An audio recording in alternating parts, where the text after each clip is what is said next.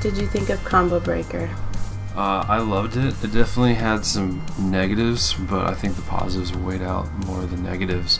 The only other tournament we'd ever been to is EVO. Right, that was the only thing we had to compare it to. Yes. This part was awesome because they had the games organized extremely well.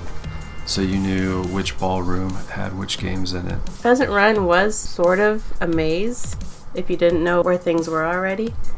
And so the map was extremely helpful. This book was amazing. I can't believe how much work they put into this book. It's pretty awesome how organized Combo Breaker is as far as the grassroots tournament goes. And there they had the locations where all the setups were so you could find your games. It was really nice to have a hard copy of the schedule because I remember how not helpful EVO was when it came to scheduling. And for some reason at Pheasant Run, and it wasn't just us, those key cards would not work. We didn't even stay at Pheasant Run our first night or Thursday night. No, we stayed at another smaller hotel, but it had the same problem. The same doorknob thing. I think St. Charles has like some kind of plutonium buried in the ground that keeps magnets from working. Yeah, I think you're right. But it was a nice room. It wasn't anything spectacular. It was just a nice hotel room. Free water. Free water. And they refilled it if you drank all your water, which was really cool. And I enjoyed this Asian market. I haven't really been. It's called Mitsuya Marketplace. Yeah, but it was cool that it was extremely Asian. Yeah, we don't have anything quite like that where we're from. I think everything there was Japanese. Yeah. We had some authentic ramen. Which is not like ramen at Walmart. No. It was delicious, full of ingredients. Delicious That was pork. one of my favorite things I ate the whole trip. Was the ramen was good, but that side bowl of like pork and rice was super good. And then this bakery. They had a variety of baked goods. It was really fun to have all of our friends from the Iowa FGC with us. Yes. Then Round 1, which was an arcade place. And it was cool. It was my first time playing on fighting game machines that you play against the person who's sitting in front of you. Uh-huh. It was really fun. It was fun to either lose or beat them and then look around to see who it was Yep. on the other side of the cabinet. To fight them and not know who you were fighting and then check who it was. And they had a really big variety of fighting games on these machines. It wasn't just dedicated to one game. It was a huge selection. Oh, this was Tekken 7 Vanilla, and I realized that I don't actually like how Tekken 7 Vanilla plays because everything felt kind of janky to me, and characters were missing moves that they had in Season 2 of Tekken 7. And I just really like the console version of Tekken 7 a lot more. And this is me playing King of Fighters 2002 Match Unlimited against Charlie. Had a lot of fun with it. Mm-hmm. And Curtis showing off his skills in Blaze Blue. Street Fighter 4 was very popular that night. So all you had to do is swipe your card like a credit card. Right. It's kind of an expensive place. It was kind of expensive, but I suppose they gotta keep it running, right? Right. It was fun. And then we did our first time karaokeing. This was my first time karaokeing, and this was one of my favorite parts. Yeah, singing Margaritaville, that was funny.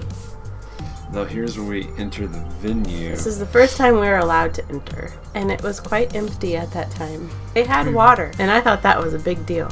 It was a big deal, although once it was gone... On the last day, it all got drank, and they didn't restock it, but at least it was there. Oh, and here's Shonna. This is the actual tournament, isn't it? Yes, this is the actual tournament, and I was happy with how it went. I didn't beat any of my opponents, but I did well enough to be happy with the turnout.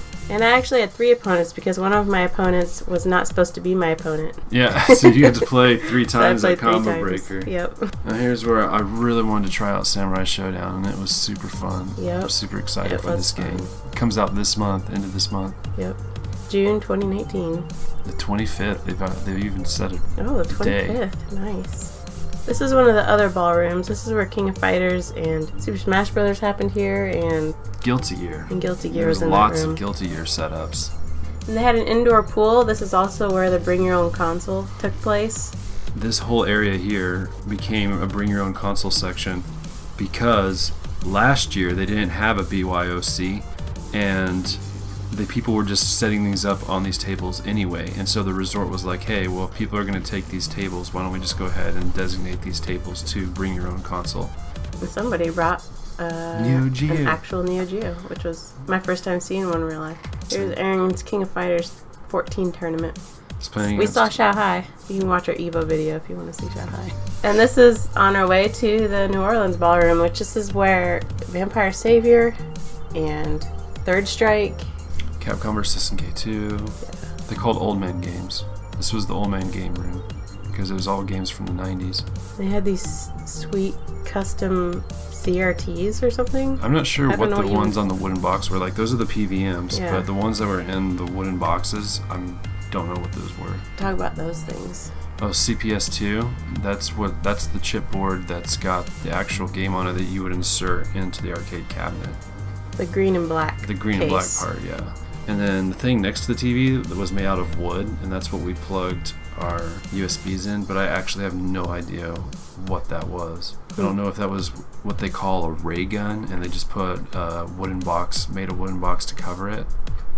But every one of those setups looked super expensive. It did. You had to have money to play those old games, huh? Yeah. The selection of vendors and merchandise was way smaller compared to Evo. We only bought one thing, and it was a combo breaker button. Which they only had 5. They only had 5. They didn't bring any, which was weird. It's like leftovers from last year or something. And then there's a little arcade room, Japanese arcade machines. Samurai Showdown 2 is so good. We ate at Chicago-style pizza. Some Chicago pizza place. Gordino's or something like that? Something like that. I don't know. Oh, I got torn up here with this guy. This is Aaron's Tekken 7 tournament. Can't tell because I showed you good combos. Thanks. You're welcome. Curtis made it on stream. I know. And I believe he's the only one of our group. No, Rich Sticks. Oh, Rich that's Sticks right. got second in Soul Calibur. Rich Sticks almost beat Combo Breaker in Soul Calibur. Yeah. Which is pretty cool. I didn't get any footage of that because we were actually in Chicago. Yeah, downtown Chicago. During that time. We walked to Portillo's. It was just across the street from Pheasant Run. I think that restaurant would have been really good. I just don't think bread de Dinaju is the best way to serve sausage and ground beef. We practiced in hotel rooms. Which was pretty chill. Yeah, it was just to relax. And our 2 friends, Bradley and Duke. Yep. And I still have that screwdriver. We still have Curtis's screwdriver. We'll bring it to you on Monday, Curtis. I don't really have much to say about this other than that I think customizing joysticks are really fun and actually really easy. Good arcade sticks, not the cheap ones. The cheap ones you have to basically throw away if they break. That is our one souvenir from Combo Breaker. Those buttons. Is that Combo Breaker button. Those are just the top of the buttons, but the actual micro switches were Samsung micro switches that they gave out free. Which was nice. Samsung hosted or whatever. Sponsored Combo Breaker, and they gave out free buttons to anyone who passed by. But I just didn't want a button that said Samsung on it. Yeah, it was a pretty boring button. They could have done something cool, but they didn't. But at least it was a Sanwa button too. Yeah, but it was really cool that they gave out free buttons. This was the cosplay, which I didn't really care about. I don't remember any cosplay at Evo. This is the top 8. Top 8 finals for UNIST. That was the only top 8 that we watched because Aaron was kind enough to bring me to the Field Museum on Sunday, which I really appreciated. And this was a really cool round with School Bus. Winning with Carmine, that was really cool. And everyone was really excited for him. Well, Carmine's considered mid-tier. He's not considered that good.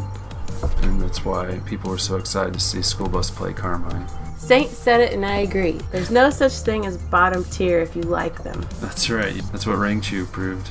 Yep. Because everyone said Panda was bottom tier. He won the Tekken World Tour in Amsterdam with Panda. And this is Clear Lamp and Red Blade. And this was a pretty close and intense match. Yeah, it was. The whole thing. But Clear Lamp won, and he seemed very excited, and everyone was excited for him. Right. I found out from James Chan and Ultra David that this had happened before, Red Blade versus Clear Lamp, and that's why Red Blade just stayed in his seat right there because he was so close. This is like a repeat, like a deja vu of another tournament that happened recently. I feel bad that Red Blade didn't win, but he got second, and you should be really excited for second. I think so too. That's amazing. To be in the top 3, that's a huge deal. It is a huge deal. You still get prize money. Yeah, you still get money. You still get recognized. People still remember. And everyone had the Mika Those heads. Mika faces were really funny, actually. Yeah, they were. And I recorded this elevator opening because these elevators were still moving every time the door opened, which I thought was really funny. I never experienced that before. And here we go, reliving our honeymoon. Taking the train to Chicago. Yep. I'm including this in the video just because this was part of our Combo Breaker experience. This was the wrap-up of it. So that was a good time, and it was relaxing. And mummies. There were mummies, and lots of mummies. Real life mummies. It's kind of scary. It's really scary. Lots of dinosaur bones. There's the lines of Tsavo. Check out the movie Ghost in the Darkness. Ghost in the Darkness if you want a good laugh. Anyway, do you have any final thoughts on Combo Breaker? It was a lot more crowded than I expected. You were shoulder to shoulder almost the entire time. The hotel wasn't really that special. Yeah, you could tell it was an older place, for sure. But Combo Breaker was really fun, and the traveling was easy, you know, it was just 5-hour drive. I had a good time, and I can't wait to go back. Hopefully they either have a larger venue or a cap size on people attending. There was over 1,000 spectators there. There's a lot of people who went to Combo Breaker but didn't want to actually play any of the games, and I think those people need to be weeded out, to be honest. If it's going to be at Pheasant Run again, yeah. If they want that many spectators at Combo Breaker, then they need to find a different venue. But it was a good time, and I would love to go back. Yeah. We ended our karaokeing by singing Snake Eater. From Metal Gear Solid 3? Yep, it's the theme song. It was such a good time. It was a good time.